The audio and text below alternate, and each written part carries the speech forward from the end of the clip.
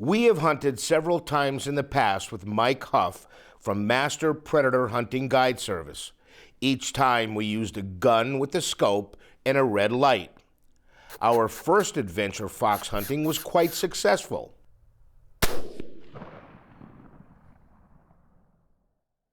We also went after coyotes with Mike. That hunt was challenging to say the least. I will say one thing. Every time we get together, Mike shares useful tips you can use on your predator hunts. On this hunt, we will be using an electronic collar, and we will still be using a red light to allow our camera to see the fox. Mike will be using a gun with a thermal imaging scope, and I will be scanning the field with the thermal imaging pair of binoculars. Both can also record what we're seeing.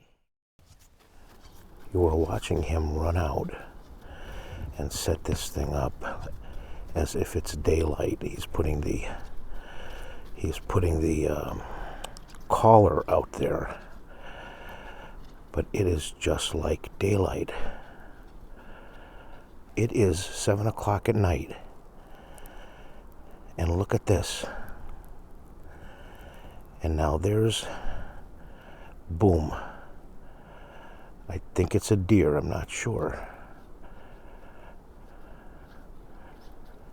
And there he is coming back after setting up the collar. That's just amazing. Absolutely amazing. And there's a deer feeding. Oh my goodness. So now I'm just going to play with this a little bit and see what's going on out there. Wow.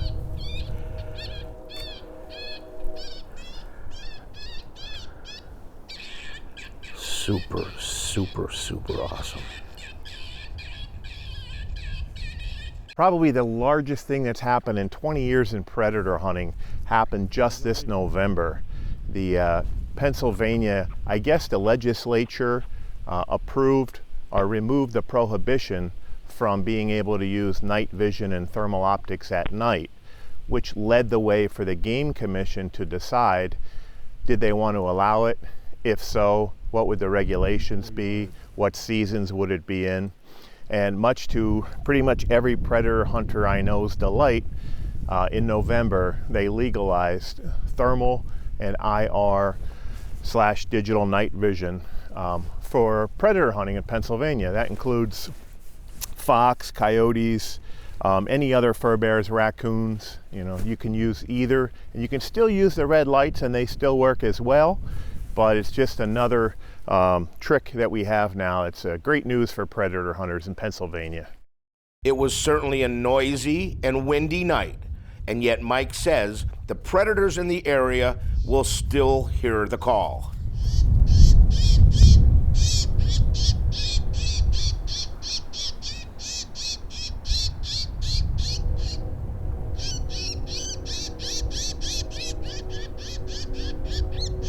Tonight we're going to be in mostly Lehigh and Berks County, and it's going to be mixed farmland, mostly farmland with some woodlots nearby, and it is the last week of the fox season. So tonight the menu would include red fox, which are a fox of the fields pretty much, and if there's coyotes as well, we're going to hit one spot tonight that does have some coyotes, and probably going to be way too cold for raccoon tonight. It's going to be in the 20s, so probably won't see any raccoons, but fox or coyote would be on the menu for tonight. We did move locations after about 20 minutes. Each time Mike checked the direction of the wind to pick the perfect location to call from. I'm located in southeastern Pennsylvania, the northern part of it, Lehigh Valley area, and I guide folks for predators. Bobcat, red fox, gray fox, and coyotes. But it's a full service guide service where a person just shows up with the right license and we go hunting. They don't bring anything, everything is included. As you can see, this is really equipment intensive to get into this sport. And it's nice for someone just to be able to, you know, come after work, show up. We check their licenses, go through the equipment, and they go hunting. And then suddenly, two eyes appeared out of the creek bed.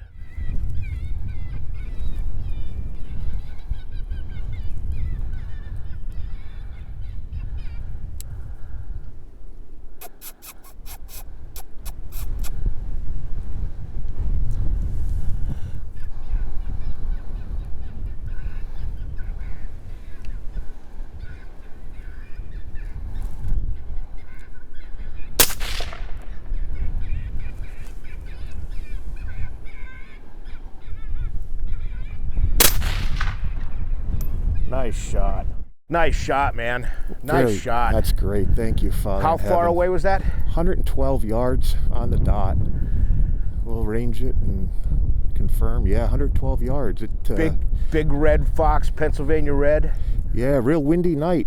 Last week of the season. Yeah, they're spooky now. We're sort of hunting little properties, little like hedgerows and stuff in a rural area here. Yeah, it's a great, I mean, this is some of the best fox habitat on the planet for sure. I'm real blessed to be here. And as you saw, I mean, it's the last week. They've been trapped, they've been hunted. Right. And here we are in the second spot. We've seen a fox on both spots, and there's one laying there. And the thermal's fantastic. As you saw, you could see the whole thing. Yeah. No, that's just awesome. Yeah. Thanks for sharing. That's amazing. You bet. Thanks, Don. So here's what's amazing. It is blackout. It's after 9:30 at night. You couldn't see in front of you if it wasn't for modern technology. Now, Brian shot that whole event with his camera and a red light. And of course, Mike was looking down his infrared or night vision scope when he pulled the trigger. And of course, I was using the binoculars that Brian's using. Think of all the video and think of all the fun we had here just because the Pennsylvania Game Commission is now allowing the use of these devices. This was an amazing hunt. And here he comes with his red fox. That's just an amazing hunting adventure. Good stuff. Good stuff. The binoculars, your scope, you said it changed the game for you. Yeah, I mean, I'm really blessed. I mean, here it is, a beautiful fox, healthy and great shape, taken completely in the dark, really, with just thermal binoculars to spot them and thermal scope to harvest them nice and cleanly. And yeah, we got a beautiful late season Pennsylvania red fox. If somebody wants more information about master predator hunters and Mike Huff, what's the best way to do that? Sure, I appreciate it. I have a website if folks want to check it out. It's masterpredatorhunting.com. They can also call me 610-703-5918. That's on the website as well, or shoot me an email. That's on there as well. We'll be booking for next year for red and gray fox, coyotes, and a limited bobcat hunt as well.